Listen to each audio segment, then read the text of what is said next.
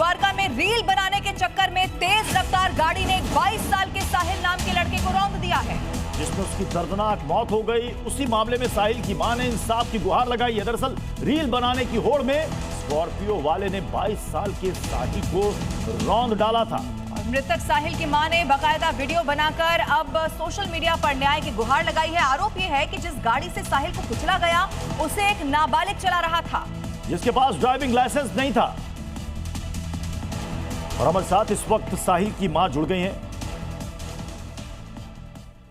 हम आपके इस दर्द को कम तो नहीं कर सकते, लेकिन हम बांट कर इसे कम करने की कोशिश जरूर कर सकते हैं। आप जरा बताएंगे कि आपको कैसे पता चला कि साहिल दुर्घटना का शिकार हुआ है? मेरे पास कॉल आई थी पुलिस की, 1:19 पर कॉल आई थी। उन्होंने बोला कि एक एक्सीडेंट हुआ है सेक्टर 11 में, और यहाँ पे एक बच्चा, एक लड़का जो है ऑन द स्पॉट डेड है, और ये बाइक नंबर है। पहले वो मुझसे पूछ रहे थे कि ये नंबर किसका है, जो मोबाइल नंबर रजिस्टर्ड था। तो मैंने उनसे पूछा कि आप बात बताइए, क्या बात है। जब मैंने बार बार पूछा उनसे तो उन्होंने बोला कि एक एक्सीडेंट केस है, लड़का ऑन द स्पॉट डेड है। उन्होंने मेरे को कॉल पे नहीं बताया किसी स्कॉर्पियो ने हिट किया है। उन्होंने बोला बस एक लड़का ऑन द स्पॉट है, एक्सीडेंट केस है और ऑन द स्पॉट डेड है। मैंने उनसे पूछा लड़का कैसा है, उन्होंने बोला पतला गोरा है।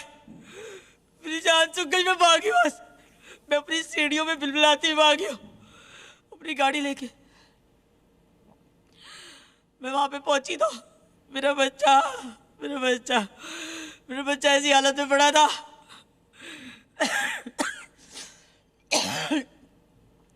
मेरा बच्चा ऐसी हालत में देखा मैंने, ऐसी हालत में मेरा बच्चा रोड में पड़ा था। ऐसी हालत में मैंने अपने बच्चे को देखा। ओह, सबसे ज्यादा हॉरिबल। ऐसी हालत में मेरा बच्चा पड़ा था वहां पे। मैंने अपने बच्चे को ऐसे देखा, उसके अगल बगल लोग खड़े थे, पुलिस वाले खड़े थे, एम्बुलेंस भी खड़ी थी, और बच्चे को हॉस्पिटल नहीं लेके गए। कोई हॉस्पिटल नहीं लेके गया उसको। तो क्या मौके पर ही साहिल की मौत हो गई थी? पुलिस वालों ने ऐसा बोला कि वो ऑन द स्पॉट डेड है, but police people are not doctors. How can they decide? आप 2 घंटे तक किसी को इस तरह छोड़ देंगे तो वो तो मर ही जाएगा ना। अगर उसको टाइम पे नहीं ले जाया गया, हॉस्पिटल क्यों नहीं ले जाया गया? पुलिस कैसे डिक्लेयर कर सकती है? कोई भी पब्लिक भी कैसे डिक्लेयर कर सकती है कि वो ऑन द स्पॉट डेड है? उसको हॉस्पिटल क्यों नहीं ले जाया गया? देखिए, इस वक्त आप जी न्यूज पर हैं और इस वक्त पूरा देश आपको सुन भी रहा है और आपके दर्द को महसूस भी कर रहा है। आप क्या कहना चाहती हैं? लापरवाही है, कैसे जांच होनी चाहिए? जो भी इस वक्त आपके मन में है, मैं चाहती हूँ आप बता दें। सबसे पहले मैं ये जानना चाहती हूँ, ये बाप, ये बेटे, ये कैसे क्रिमिनल है? उसका बाप ट्रांसपोर्ट का बिजनेस करता है, नरेंद्र सिंह। उसका बेटा ये अक्षतर सिंह। ये कैसा बाप है जब उसको पता है कि उसके बेटे को गाड़ी चलानी नहीं आती? तेरा चलान तो बाप के नाम पे ही आते होंगे ना, गाड़ी उसके नाम पे है तो चलान तो उसके पास ही आते होंगे। उसको शर्म नहीं है कि मेरा बेटा, अगर उसका बेटा मर जाए किसी दिन, ये ओवर स्पीडिंग करते हुए अगर उसको कोई उड़ा दे, उसको अपने बेटे की भी जान की परवाह नहीं है क्या? इतने चालान होने के बाद भी उसको गाड़ी दे रहा है, उसको जाने दे रहा है रोड पे। कैसे लोग सोसाइटी में बर्दाश्त कर रहे हैं ऐसे क्रिमिनल्स को?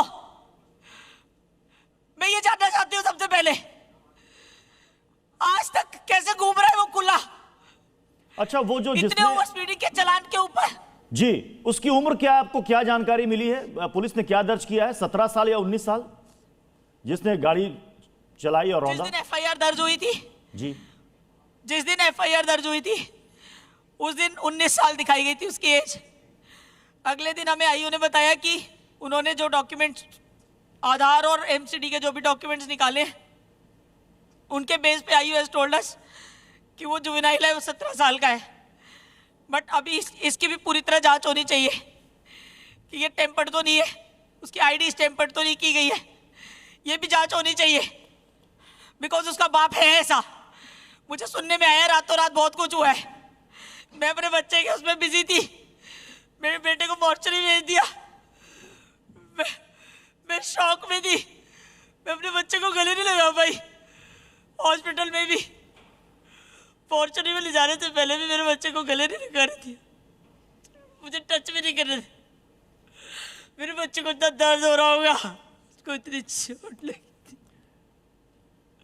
उसको गले भी नहीं लगा रही थी। मैं 4 घंटे चिल्लाती रही, मेरे बच्चे को गले लगा दो, मुझे उसको दर्द हो रही है, उसको चोट लगी है बहुत ज्यादा। इन्होंने मेरे बच्चे को गले नहीं लगा रही थी, मेरे को गार्ड से, लेडी गार्ड से बाहर निकलवा दिया, इंदिरा गांधी में धक्के मार के बाहर निकलवा, और मेरे बच्चे को स्ट्रेचर पे डाल, पैकेट में मुंह बंद कर दिया, बार बार उसको मुंह बंद कर दिया।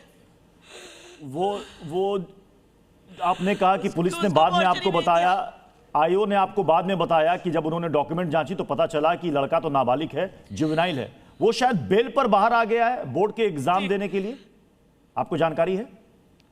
जी, अभी वो इंटरिम बेल पर बाहर है, आज उसका एग्जाम भी है, यही दौर का सेक्टर 7 में ही उसका सेंटर पड़ा है, मेरे पास सारी इंफॉर्मेशन है। इसके बाप को लगता है ये सिस्टम को खरीद के चीजें बदलवा सकता है, चीजें कर सकता है, मैं घर बैठे भी सब कुछ निकलवा सकती हूँ। जब एक माँ चंडी बनने में आती है ना, भगवान भी डरता है उससे। तेरे को भी बताऊंगी मैं, तेरे को भी अच्छी तरह बताऊंगी नरेंद्र सिंह, तेरे जैसे राक्षस और तेरे बच्चे जैसे राक्षस सोसाइटी में हम नहीं रहने देंगे इनको। सबके बच्चे खतरे में है, सबके बच्चे खतरे में। आपने ये भी कहा कि रातों रात बहुत कुछ हुआ, आपको बाद में मालूम चला, इसके बारे में आप कुछ और बताना चाहती हैं कि क्या हुआ है, या इस वक्त जांच में आपको लगता है कि सही तरह से जांच हो रही है? अभी तक पुलिस के पास पोस्टमार्टम रिपोर्ट नहीं आई थी, तो जो इमीडिएट एक्शन था वो इंटरिम बेल एंड ऑल, उसको लड़के को जो अरेस्ट किया था वो सब हो गया था। आपने एक अहम बात बताई, आपने कहा कि इस गाड़ी पर 13 चालान ऑलरेडी पहले से हैं, तो अगर नाबालिग गाड़ी चला रहा बिना लाइसेंस के तो उसके पिता पर भी एक्शन होता है। पिता पर पुलिस ने मामला दर्ज किया, कोई एक्शन हुआ अभी तक? ये आप लोग निकालिए, मैंने तो अभी 3 दिन पहले ही ये सारे चालान निकाले ऑनलाइन, और अगले दिन ही सारे चालान जो है पेड ऑफ हो गए। सिर्फ 2 चालान पेंडिंग दिखा रहा था परसों तक, उसके अगले दिन सारे चालान पेड ऑफ हो गए। क्या उस लड़के के पिता ने आकर के आपसे मुलाकात की, माफी मांगी? आप लोग निकालिए, वो तो हम निकालेंगे मैम, वो तो हम निकाल रहे हैं, पूरी डिटेल निकालिए कि 13 चालान तक इसका बाप क्यों नहीं पकड़ा गया। ओवर स्पीडिंग और रैश ड्राइविंग, इसका बाप 13 चालान आने के बाद भी आज तक पकड़ा क्यों नहीं गया, वो अरेस्ट क्यों नहीं हुआ? क्योंकि कोई मरा नहीं था, इसलिए वेट कर रहे थे किसी के मरने का, किसी के बच्चे का, किसी की दुनिया उजाड़ने का वेट कर रहे थे अरेस्ट करने के लिए। इसको पुलिस को दिखता नहीं है, एक ही मतलब तो ये भी हुआ कि वो इसी तरह से स्पीड में प्रत्युष गाड़ी हमेशा से चलाते रहे होंगे, ये कोई पहला मौका तो होगा नहीं। अब इस पर तो चूंकि तस्वीर देखकर तो समझ में आ रहा है, और अगर ये मालूम हुआ है कि 13 चालान थे, इसका मतलब ये क्या मरने का, किसी की मौत का इंतजार किया जा रहा था? आपके परिवार में और कौन है साहिल के अलावा? चढ़ गई, कोई नहीं है। मेरी बहन है, उसकी छोटी सी बच्ची है 2 साल की, उसका भी बड़ा भाई यही था, मेरी बहन का भी बेटा यही था। हम 2 माओं के पास एक बेटा और एक बेटी। मेरे इन लॉज की साइड से इकलौता बच्चा था, मेरी मदर की साइड से भी इकलौता ही बच्चा था। 23 साल से इसी पौधे को सींच रहे थे, हम पेड़ बना रहे थे कि ये खड़ा होके बुढ़ापे में हम दोनों माओं को संभालेगा। एक ही बच्चा हमारे पूरे घर में। इन्ना जी, हम समझ सकते हैं आपकी इस तकलीफ को, आपके इस पीड़ा को हम समझ सकते हैं। ये बताइए कि कहा यह जा रहा है कि वो रील बना रहा था, वो स्टंटबाजी कर रहा था, क्या कहेंगी आप ऐसे लोगों को? कई सारे ऐसे नौजवान हैं जो कि रील बनाते हैं, स्टंटबाजी करते हैं, क्या कहेंगी आप? ये पेरेंट्स को इंश्योर करना चाहिए कि उनके बच्चे उनकी दी हुई सुविधा का क्या इस्तेमाल कर रहे हैं। गाड़ियां लग्जरी के नाम पे, कंफर्ट देने के नाम पे बच्चे बाहर जाके क्या करते हैं, माँ बाप को पता ही नहीं होता। ये क्या तरीका है? आप अपना ध्यान रखिए, आप अपना ख्याल रखिए। आप पानी पी लीजिए, आप पानी पीना चाहती हैं आप पानी पी लीजिए। अब चूंकि देखिए आपने बताया आपके परिवार में कोई और नहीं है अब साहिल के अलावा, अब आप आगे क्या करेंगे, किस तरह से आप चाहती हैं कि जांच आगे हो, अगर कुछ इस वक्त आपके मन में है? ये जांच कैसे होगी, ये सिस्टम को देखना है। अब मैं नहीं सुनूंगी। मेरी लास्ट स्टेटमेंट यही है, मैं नहीं सुनूंगी कि ये बेलेबल ऑफेंस है। ये बेलेबल ऑफेंस रईस जादव के लिए है, नहीं है, नहीं है, नहीं है। मैं नहीं एक्सेप्ट कर रही इसको। पब्लिक के लिए होते हैं रूल्स, रईस जादव के लिए नहीं होते, हमारे लिए है।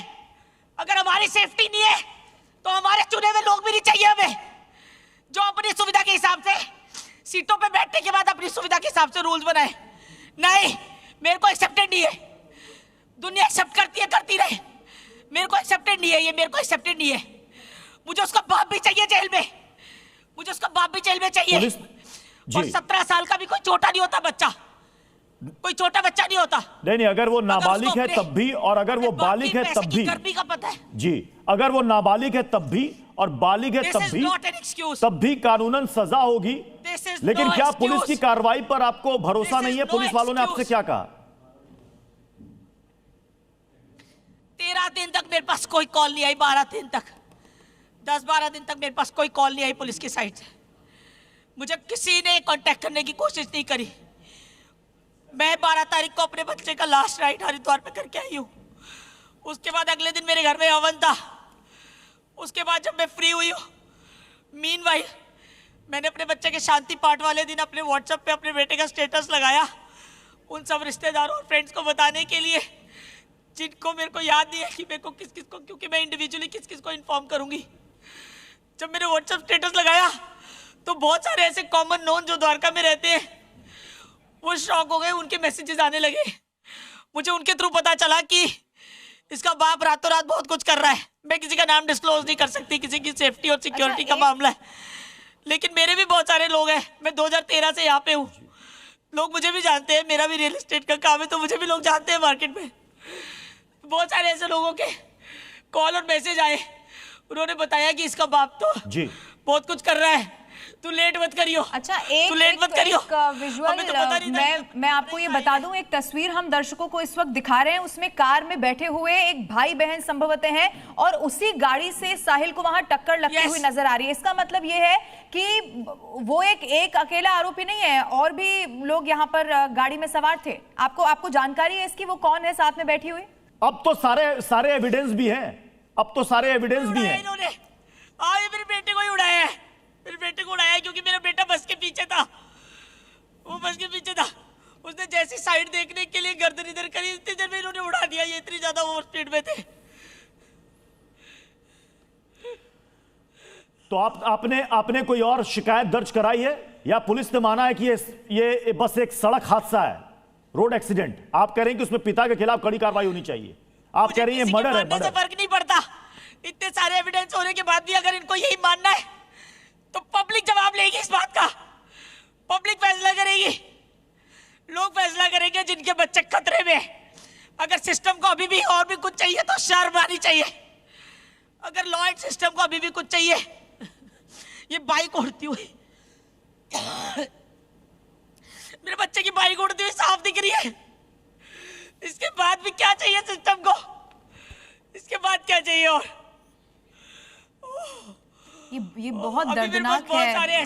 आप इस वक्त जो महसूस कर रहे हैं हम बता भी नहीं सकते दर्शकों को, क्योंकि आप अपने आंखों के सामने ये सब देख रही हैं और वो तस्वीर भी हमने देखी जो आपके मोबाइल में है और आपने दर्शकों को दिखाई भी। अब आप यहां से ये बताइए, क्योंकि देखिए अब सब कुछ साफ हो चुका है और मुझे नहीं लगता प्रत्युष इस तस्वीर को देखने के बाद कोई कंफ्यूजन किसी तरह का रहता है। बकायदा वो तेज स्पीड में गाड़ी चला रहे थे, वीडियो भी रिकॉर्ड किया जा रहा था, हीरोगिरी जो सोशल मीडिया पर आजकल चलती है उसके लिए। प्रत्युष जी, आप क्या कोई पुलिस अधिकारी, आपने कहा कि मैं 12-13 दिन के बाद मैं अभी मीडिया के सामने आई हूं, इस दौरान किसी पुलिस अधिकारी ने संपर्क किया, आपसे कहा कि हमने उसके पिता के खिलाफ भी कार्रवाई की है, उनके खिलाफ भी हमने मुकदमा दर्ज किया है, आप घबराइए नहीं, कड़ी कार्रवाई होगी और हम सजा दिला कर रहेंगे? किसी ने आकर आपको यह कहा है, भरोसा दिलाया है? किसी ने नहीं, मेरे को किसी ने संपर्क नहीं किया।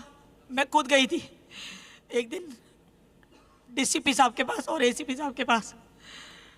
तो एसीपी साहब ने मुझे बोला था कि हमारी तरफ से फेयर इन्वेस्टिगेशन होगी, क्योंकि डीसीपी साहब ने मुझे एसीपी साहब के पास भेज दिया था और आईओ उनको ही रिपोर्ट कर रहा था, इसलिए मुझे एसीपी साहब के पास भेजा गया। उन्होंने बस यही स्टेटमेंट दी थी। उसके बाद उससे पहले और उसके बाद मेरी पुलिस वालों से कोई बात नहीं। बस आईओ ने मुझसे जो डॉक्यूमेंट मांगे, मेरे बेटे का डीएल और जो भी एक दो चीज़ें मुझसे मांगी ऑनलाइन, मैंने वो प्रोवाइड कर दी है। इसके अलावा पुलिस का मेरे पास कोई कांटेक्ट नहीं। और क्या जो जिसने टक्कर मारी, जो आरोपी है जिनका नाम भी आप ले रही हैं, उसके पिता का भी, क्या उस परिवार की तरफ से आपसे कोई बात करने की या माफी मांगी गई या किसी भी तरह की कोई बात करने की कोशिश? नहीं, माफी मांगने का तो सवाल ही पैदा नहीं होता। जिनके बच्चे पब्लिक को इतनी गर्मी दिखा रहे हैं, अभी और भी वीडियोज है मेरे पास, मैं वो भी शेयर करूंगी, मैं सारी पब्लिक डोमेन में इशू करूंगी, पब्लिक देखेगी ये बच्चे और ये परिवार कितना बदतमीज और क्रिमिनल एक्टिविटी और क्रिमिनल मेंटालिटी का है ये। I will show those videos जो पब्लिक ने बनाए वहां पर। हिट करने के बाद, मारने के बाद, जान से मारने के बाद उसकी लड़की बोल रही है, क्या बोल रहे हो आप, क्या बोल रहे हो आप, पब्लिक से बहस कर रही है। और उस लड़की ने कहीं पे ये भी बोला है, ऐसे तो लोग मरते रहते हैं रोड पे, जिस दिन इसका भाई मरेगा उस दिन जब दर्द होगा तो पता चलेगा कैसे मरते रहते हैं दुनिया के बच्चे। क्या वो वीडियो है आपके पास जिसमें ये उसकी बहन ने बोला? ऐसा वीडियो है आपके पास कि वो पब्लिक को ये कह रही है कि लोग ऐसे मरते हुए नजर आते हैं? आपने पुलिस को दिया वो वीडियो?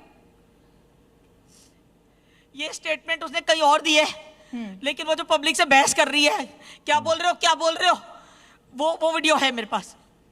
जी, यानी कि वो अपने आप को बचाने की कोशिश कर रहे थे। एक तो उन्होंने टक्कर मारी और वहां पर खुद को बचाने की कोशिश कर रहे थे। वहां पर आसपास कुछ चश्मदीद भी जरूर रहे होंगे। जब पुलिस ने वहां पर पंचनामा लिखा होगा तो जरूर चश्मदीदों की बात नहीं होगी। वीडियो बनाए हैं जी, हमारे पास और भी वीडियो आ रहे हैं अभी। आज भी एक बच्चे ने इंस्टाग्राम पे, किसी बच्चे ने हमें वीडियो भेजा है जी, उसका हाफ फुटेज मेरे पास पहले से है। हाँ। और हाफ वीडियो उस बच्चे ने दोबारा भेजा है हमें आज। आपने एक बड़ी बताई, आपने कहा कि पहले पुलिस ने 19 साल लिखा और बाद में पुलिस कह रही है कि वो तो माइनर है। आप कह रहे हैं कि इसमें डॉक्यूमेंट के साथ टेम्परिंग की जा रही है, तो क्या उसको जुवेनाइल बताकर बचाने की कोशिश हो रही है, ये आप कह रही हैं?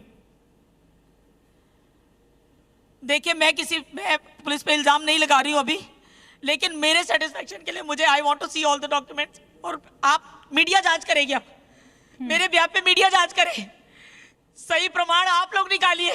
ठीक है, मेरे हाथ उतने लंबे नहीं है, आप लोग निकालिए। मैं आपसे रिक्वेस्ट कर रही हूं। और जी न्यूज के जरिए इस वक्त पूरा देश आपको सुन रहा है और आपके दर्द को महसूस भी कर रहा है। आप थोड़ा और बता सकती हैं, जब साहिल घर से निकला था वो कहाँ जा रहा था, या आपकी आखिरी, अगर आपको कुछ याद आ रहा है, क्या आपकी उससे आखिरी बात हुई थी और फिर क्या हुआ? मेरा बेटा अपने ऑफिस जा रहा था, ऑफिस से 2 मिनट की दूरी पे ही था। वहां से उस रोड से लेफ्ट मुड़ते ही आगे एक बत्ती है, बत्ती क्रॉस करते ही मेरा ऑफिस है, बिल्कुल मेन रोड पे ही। वो बच्चा ऑफिस जा रहा था, मेरा बच्चा, वो मुझे मेरे काम में सपोर्ट करता था। तो जब उसके बाद टाइम होता था, अब उसने बोला था, मम्मी मेरा लास्ट सेमेस्टर है, मैं काम नहीं करूंगा, मैं पढ़ूंगा, लेकिन जब काम होगा तो मुझे बता देना। मैं बीच में अच्छा, वो पढ़ाई भी कर रहा था साथ ही साथ? ऑफिस ही जा रहा था, ऑफिस पहुंचने वाला था। वो पढ़ाई लास्ट ईयर, फाइनल बीबीए का फाइनल ईयर, लास्ट सेमेस्टर था उसका। वो मैनचेस्टर जाना चाहता था, ऐसा मैंने सुना है।